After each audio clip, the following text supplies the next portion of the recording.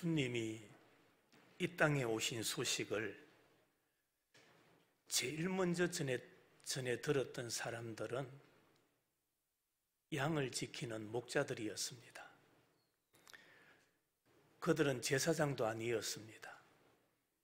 선지자도 아니었습니다.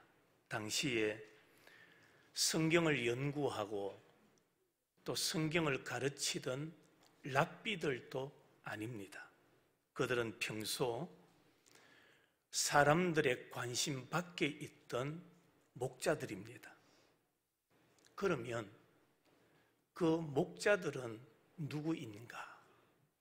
당시에 그 목자들은 어떤 사람이었는가?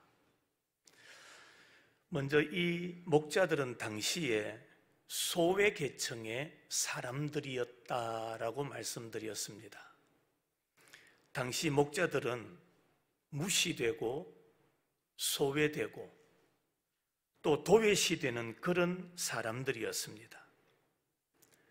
그런데 놀랍게도 하나님의 아들 예수 그리스도의 탄생 소식이 이 목자들에게 제일 먼저 전해졌다라는 것입니다.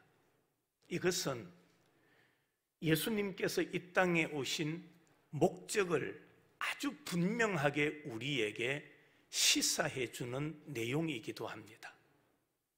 그렇습니다. 우리 예수님은 소외된 자들의 친구가 되어 주셨습니다. 그들의 위로자로 이 땅에 오셨고 그들을 구원하기 위하여 메시아로 이 땅에 오신 것입니다. 두 번째로는 이 목자들은 성실한 사람들이었습니다. 목자들은 그 사회에서 소외된 채 살아가는 사람들이기는 했지만은 그들은 그 누구보다도 책임감이 있고 성실하게 살아가는 사람들이었습니다. 하나님은 이렇게 성실하게 살아가는 사람을 좋아하십니다. 누구나 이렇게 성실하게 살아가야 되겠지만은 특별히 예수 믿는 하나님의 백성된 우리 성도들은 하나님 앞에서 그리고 사람들 앞에서 자기에게 맡겨준 일에 성실한 자가 되어야 됩니다. 이런 자를 하나님께서는 사랑하시고 이런 자들에게 은혜와 복을 내려주시기 때문입니다. 또한 목자들은 어떤 사람이었는가? 그들은 메시아 대망 신앙을 가진 사람들이었습니다. 목자들은 가난했지만 적어도 하나님께 제물로 사용될 양떼를 치는 일에 기쁨과 그리고 사명감을 가지고 그 일을 감당했던 사람들입니다. 그러면서 그들은 메시아 대망의 신앙을 가지고 있었습니다. 이 목자들은 한적한 들에서 양을 치면서도 자꾸만 저물어 가는 조국의 앞날을 걱정하게 됩니다. 이렇게 가다가는 나라가 망할 것인데 이제는 하나님께서 예언하셨던 그 메시아가 오실 때가 되었는데 왜 이렇게 지체되고 있는가?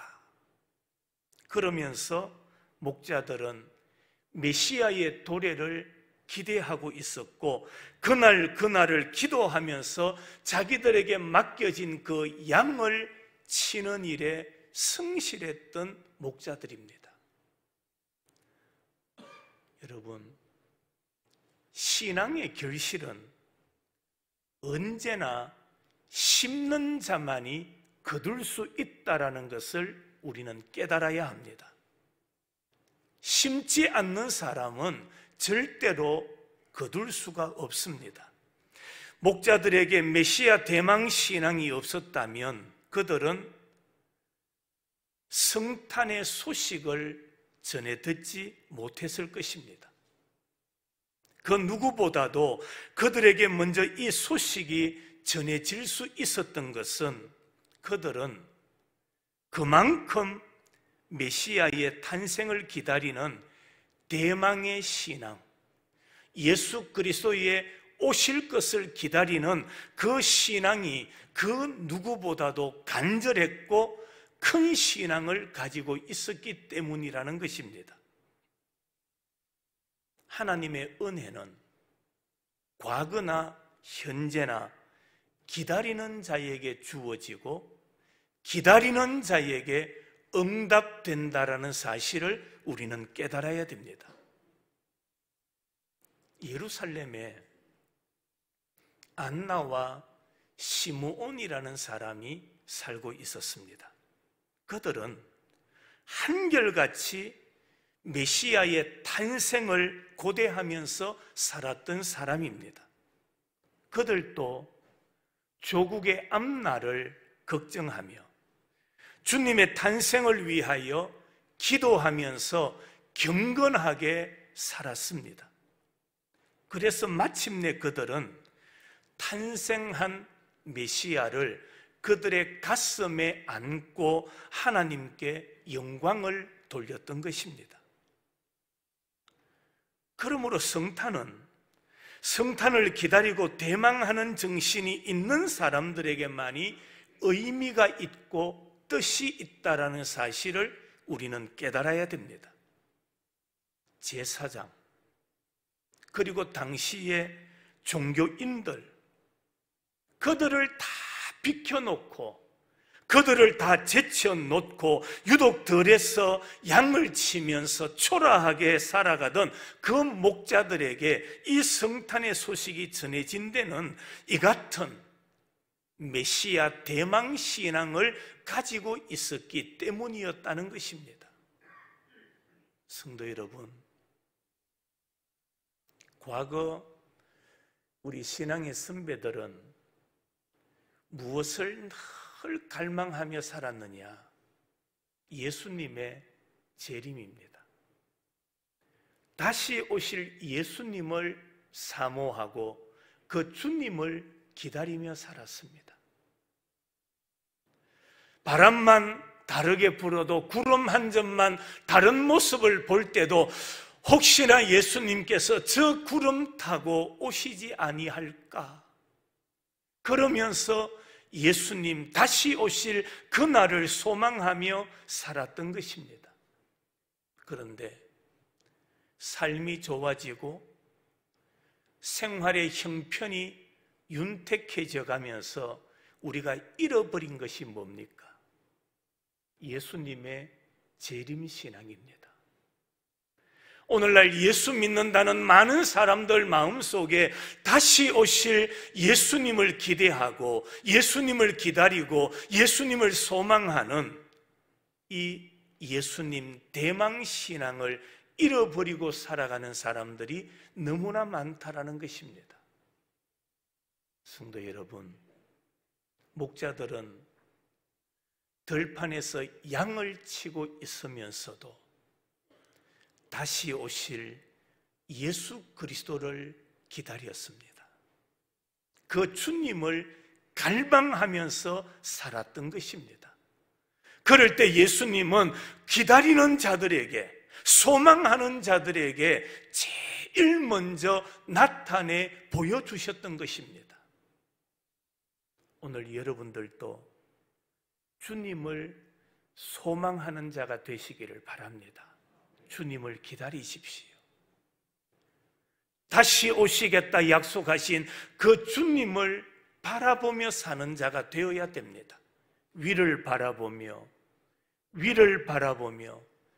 장차 이 땅에 심판주로 오실 예수 그리스도를 기대하고 기다리며 살아가는 자들에게 우리 주님은 찾아와 주시고 임재하시고 은혜 베풀어 주실 줄로 믿습니다.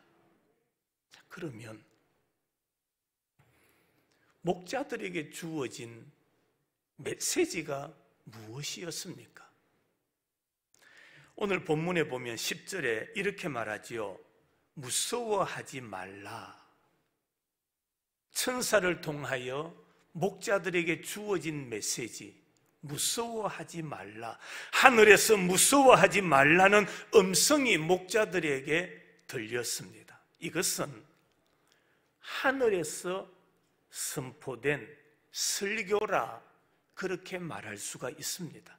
한밤중에 어두운 광야에 난데없이 천사들이 나타났으니 목자들이 얼마나 무섭고 두려웠겠느냐는 것입니다.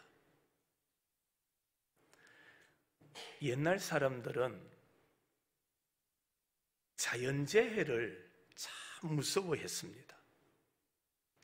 일기의 변화, 태풍, 홍수, 지진, 화산, 이런 것들은 옛날 사람들이 가장 무서워했던 것들이죠. 그래서 사람들이 땅을 섬기고 해를 섬기고 산을 섬겼던 겁니다.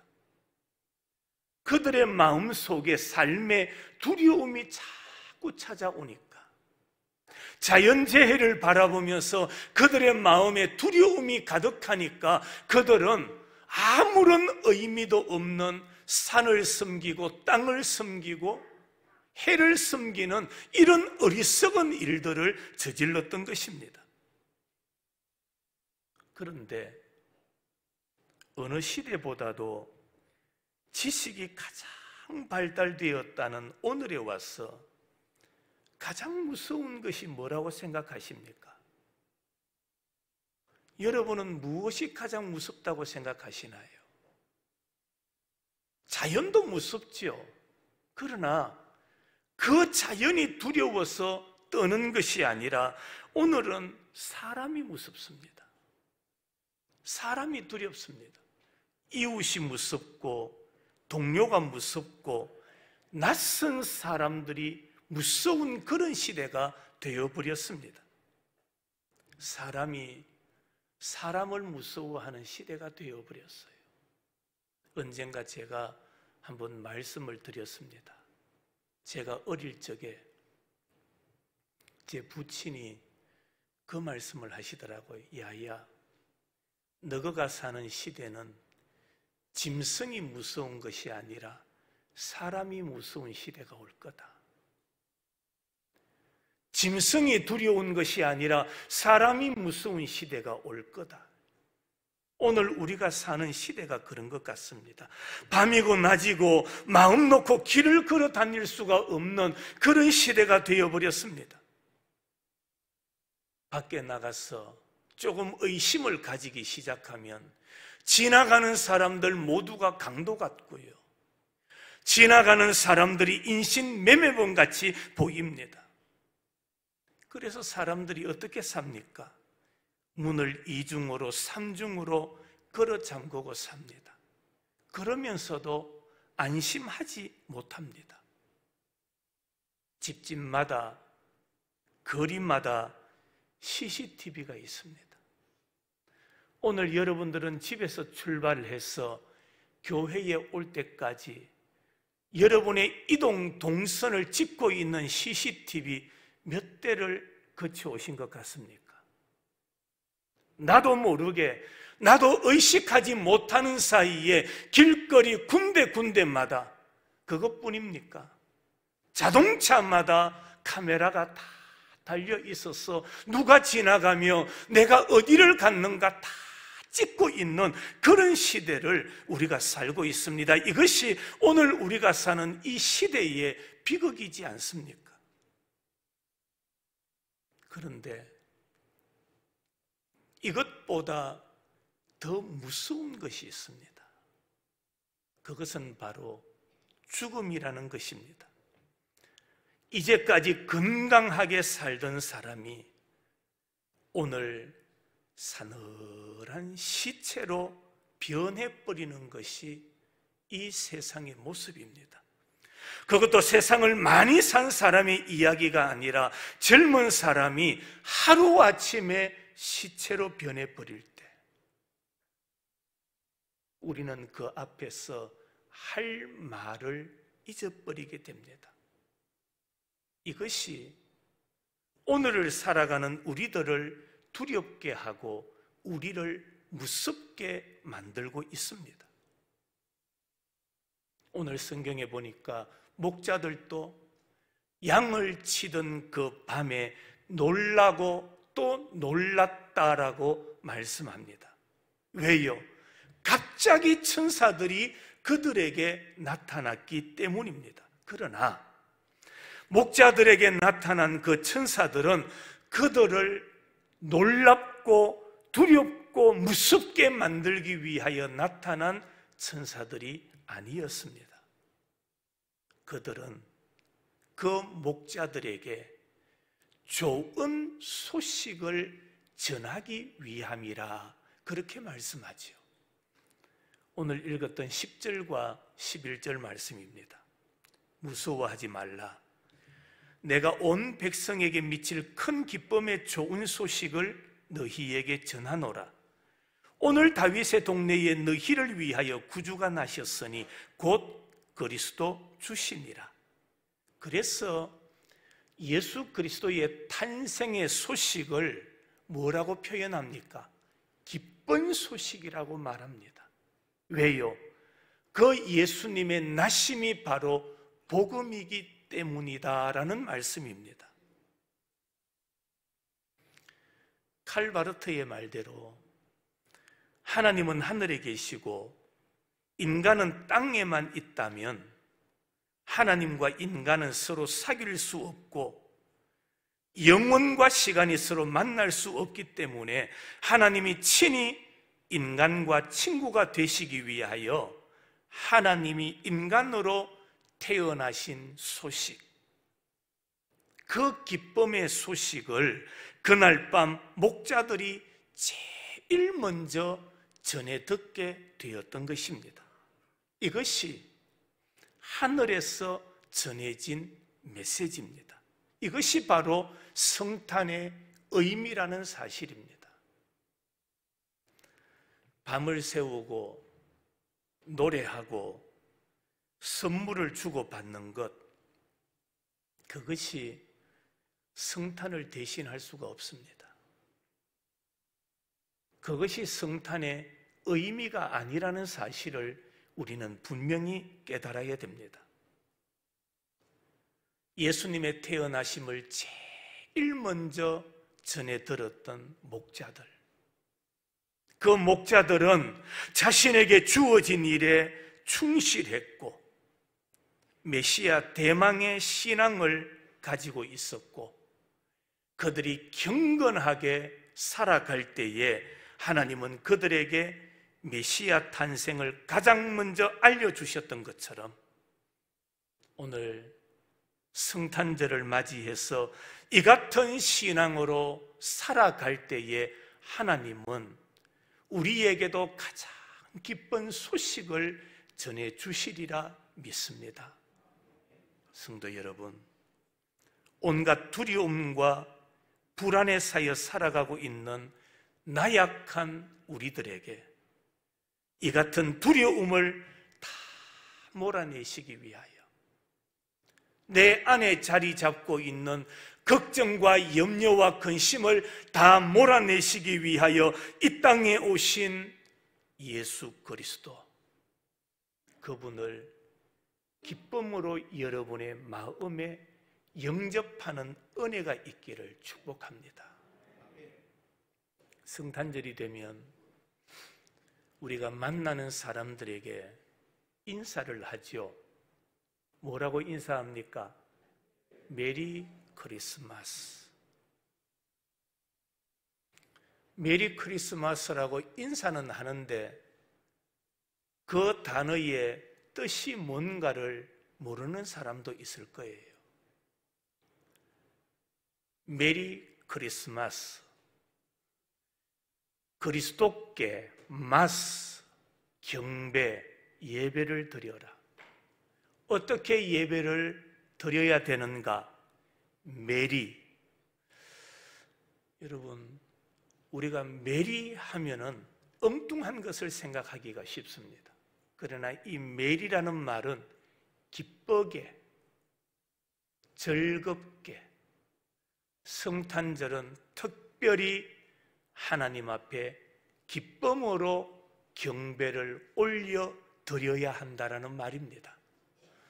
이 한 시간, 단순히 짧은 시간 예배를 드림으로 내가 할 도리를 다 했다라고 생각하지 마시고, 여러분의 삶이, 여러분의 생애가 우리의 경배의 대상이 되시는 하나님 앞에 기쁨의 예배를 올려드릴 수 있는 그런 삶을 살아간다면 예수님께서 이 땅에 오심이 헛되지 아니하고 모든 이들에게 감격이 되고 기쁨이 되고 은혜가 되고 복이 될 줄로 믿습니다.